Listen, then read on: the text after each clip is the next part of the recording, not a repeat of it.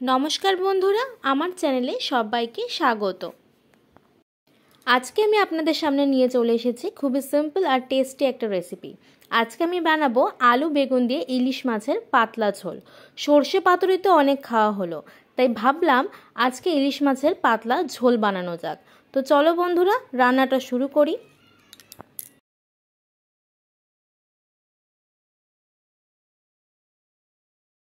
ইলিশ মাছের ঝোল বানানোর জন্য আমি এখানে প্রথমে মাছগুলোকে ভালো করে ধুয়ে পরিষ্কার করে নিয়েছি।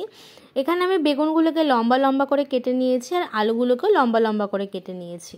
এরপর আমি মাছের মতো পরিমাণ মতো নুন ও হলুদ দিয়ে মাছগুলোকে এপিট ওপিট করে ভালো করে নুন হলুদের সঙ্গে মাখিয়ে নেব।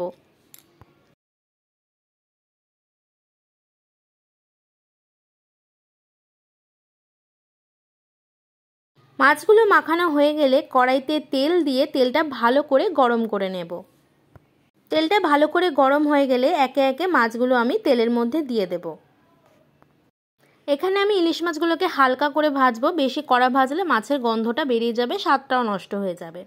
মাছটা এক পিঠ ভাজা হয়ে গেলে মাছটাকে খুন্তি দিয়ে সুন্দর করে উল্টে দিতে হবে।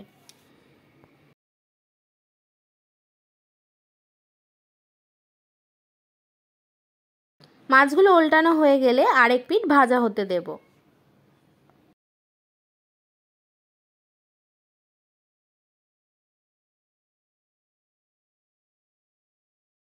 আমার মাছগুলো ভাজা হয়ে গেছে। এরপর আমি মাছগুলোকে একে একে একটি প্লেটে তুলে নেব।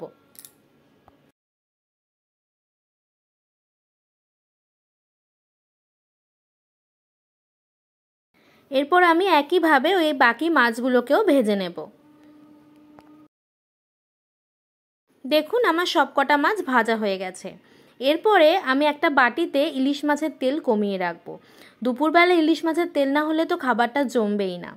এরপর ওই বাকি তেলে আমি যে আলুগুলো কেটে রেখেছিলাম সেই আলুগুলোকে দিয়ে দেব। তারপর ওই আলুর মধ্যে আমি সামান্য নুন ও হলুদ দিয়ে দেব।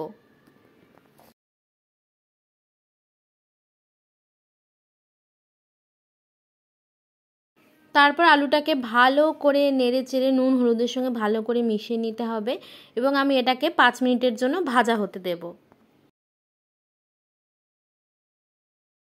আমার আলুটা ভাজা হয়ে গেছে। দেখুন আলুর রঙটাও কত সুন্দর হয়ে গেছে। এবার আমি আলুটাকেও একটা পাত্রে তুলে নেব।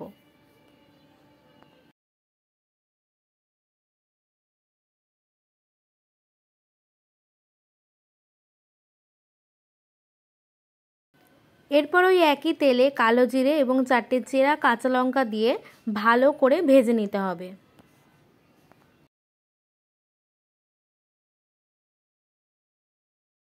ভাজা হয়ে গেলে এর মধ্যে আমি কেটে রাখা বেগুনগুলো দিয়ে দেব। তারপর এর মধ্যে স্বাদমতো নুন হলুদ দিয়ে এটাকে ভালো করে নেড়ে চেড়ে মিশিয়ে নেব। মনে রাখবেন বেগুনটা কিন্তু হালকা ভাজতে হবে, বেশি ভাজলে বেগুনটা গলে যেতে পারে।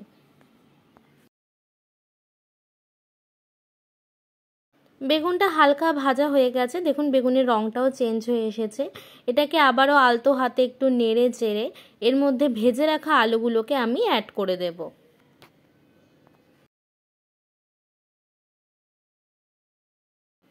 আলু দেওয়ার পর আবারও এটাকে সুন্দর করে নেড়ে চেড়ে মিশিয়ে নেব। তারপরে এর মধ্যে সামান্য একটু জল অ্যাড করে 2 মিনিটের জন্য ফুটতে দেব। জলটা একটু ফুটে গেলে এর মধ্যে পরিমাণ মতো নুন হলুদ জিরের গুঁড়ো ধনের গুঁড়ো এবং রঙের জন্য কাশ্মীরি লঙ্কার গুঁড়ো দিয়ে দেব।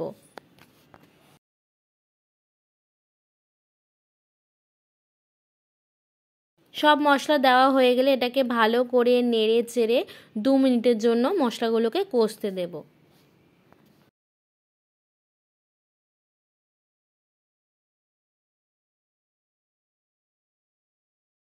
দেখুন মশলা কষে গেছে, সাইড দিয়ে কি সুন্দর তেলও ছেড়ে দিয়েছে। এবার এটাকে আমি আলতো হাতে নাড়বো, না হলে কিন্তু বেগুনগুলো ভেঙে যাওয়ার সম্ভাবনা থাকবে। এরপরে আমি ঝোল দেওয়ার জন্য এর মধ্যে পরিমাণ মতো জল দিয়ে দেব। আপনারা যেরকম ঝোল রাখতে চান সেরকম জল দেবেন। আমি একটু ঝোল বেশি রাখবো, তাই আমি জলটাও বেশি দিচ্ছি। জল দেওয়ার পর এটাকে ভালো করে নেড়ে চেড়ে আমি 7 থেকে 8 মিনিট ঢেকে রেখে দেব।